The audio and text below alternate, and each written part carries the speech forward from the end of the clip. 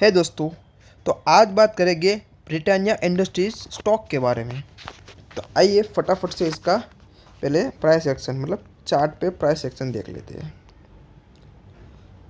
तो ये कंपनी फ़िलहाल अपने सपोर्ट या रेजिस्टेंस दोनों पे नहीं है।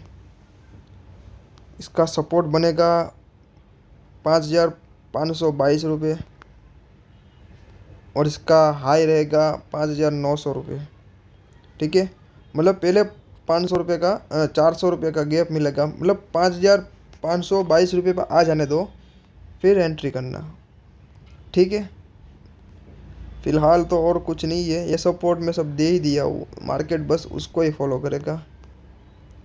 ये मार्केट 5,905 रुपये तक जा ये कंपनी 5,905 रुपये तक जा सकती है। आइए क्यों समझाता हूँ फुल फंडामेंटल एनालिसिस के ऊपर। आइए फटाफट से फंडामेंटल चेक करते हैं। पहली बात, इस कंपनी का मार्केट कैप है 1,37,372 करोड़ रुपीस। मतलब ये कंपनी 1.5 लाख करोड़ के आसपास की कंपनी है, मतलब बहुत बड़ी कंपनी है, लार्ज कैप कंपनी है। आगे बात करते हैं रिटर्न ऑन इक्विटी मतलब आरओई के बारे में। तो आरओई तो इसका ज़बरदस्त है, 50% है।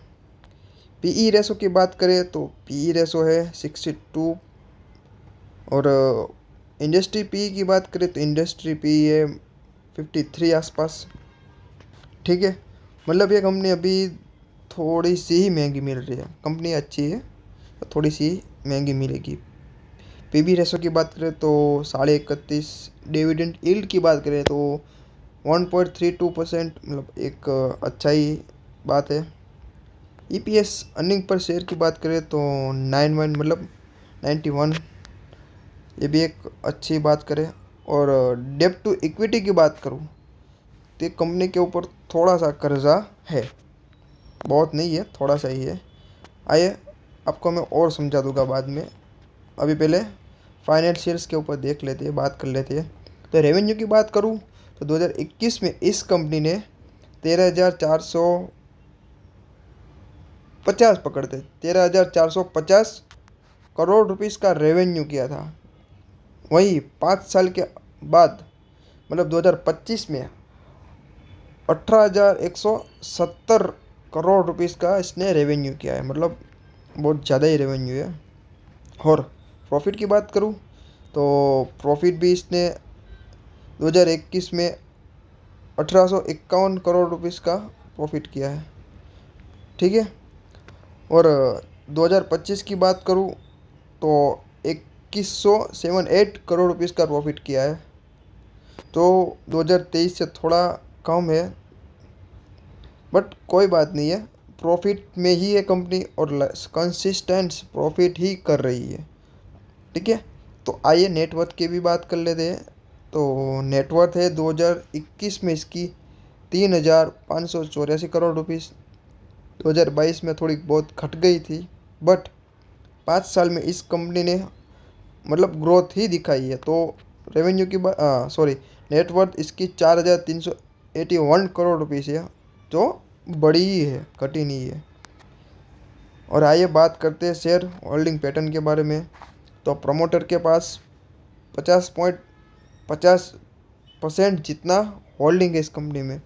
मतलब प्रमोटर को मालूम है कि ये कंपनी अच्छी है, मतलब आप समझ सकते हो होल्डिंग के ऊपर से प्रमोटर्स की। प्रमोटर्स वो होते हैं जो कंपनी चलाते हैं। आइए नीचे बात करते हैं। तो फॉरेन इंस्टीट्यूशन मतलब FIIs स्टॉक, जो ज़्यादातर लोग बोलते हैं ना ट्रेडिंग के बारे में, तो FIIs ने ये कर दिया, स्टॉक ऊंचा गिरा दिया, नीचा गिरा दिया, मार्केट हिला रहा है, वो ये है FIIs। नीचे रिटेल उधर डोमेस्टिक इंस्टीट्यूशन मतलब DIIs and mutual fund MF mutual fund. ठीक है, प्रमोटर के पास 55 50%, फॉरेन FIIs के पास 15.5% जितनी, और रिटेल के पास भी उतनी ही है 15%। DIS के पास 10% और म्यूचुअल फंड के पास 8.5% जितनी होल्डिंग है इस कंपनी के अंदर। तो आइए इसका थोड़ा और डिटेल में एनालिसिस करते हैं। तो मैं यहाँ खोल लूँगा स्क्रीनर ऐप, यहाँ पे लिखूँगा सीधा ब्रिटानिया, ये आ गया ब्रिटानिया। अभी ये 5,600 का स्टॉक मिल रहा है, 2% डाउन था फिर भी। ठीक है, ये सब हमने बात कर ली है, मार्केट के अब करंट प्राइस ये सब बात कर लिया। हाई लो मतलब 52 वीक हाई लो की बात कर लूँ तो हाई इसने मारा था 6,473 रुपीज़ का, और लो है इसका 4,506 रुपीज़ का।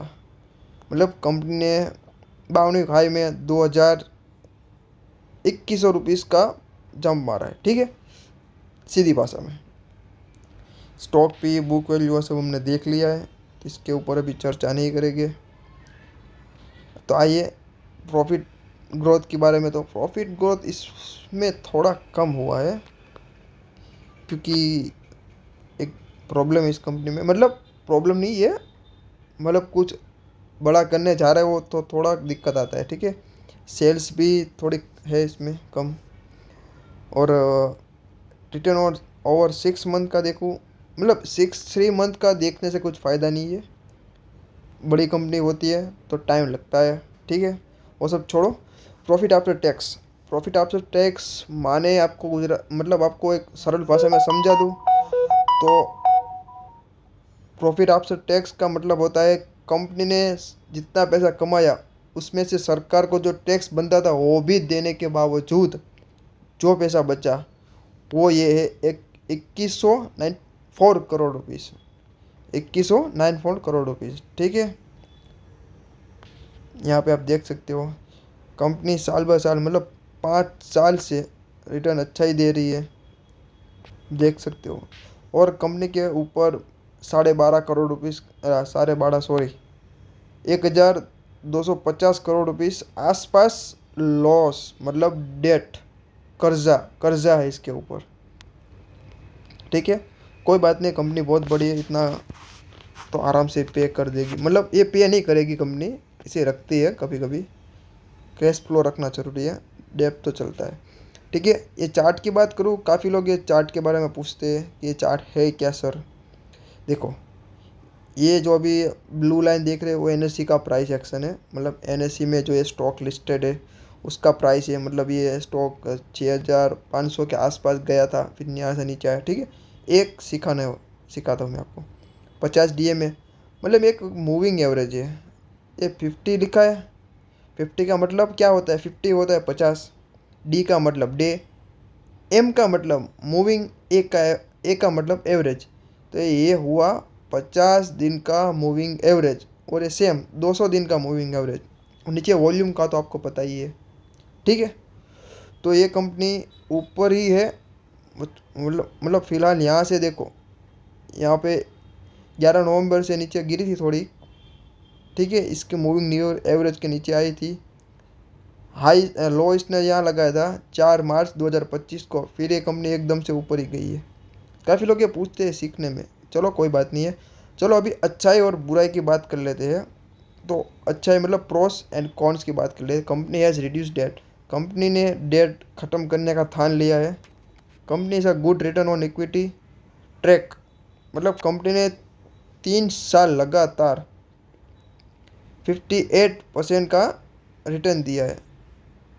ठीक है, company has been maintain healthy dividend pay out, dividend भी 80% जितना दे रही है कंपनी। बुराई की बात करूँ ना तो एक stock is trading at 31 time it's book value, मतलब कंपनी ना 31 टाइम अपनी बुक वैल्यू से ज़्यादा भाव पे बिक रही है, मिल रही है। ठीक है, तो अभी तो इस कंपनी में घुसना मैं तो आपको मना ही करूँगा, फिर आपके ऊपर है। ये come the company has deliver a पूर सेल्स ग्रोथ 9.12% और पास्ट 5 ईयर्स, मतलब ये भी एक बहुत बेकार संकेत है कंपनी के ऊपर।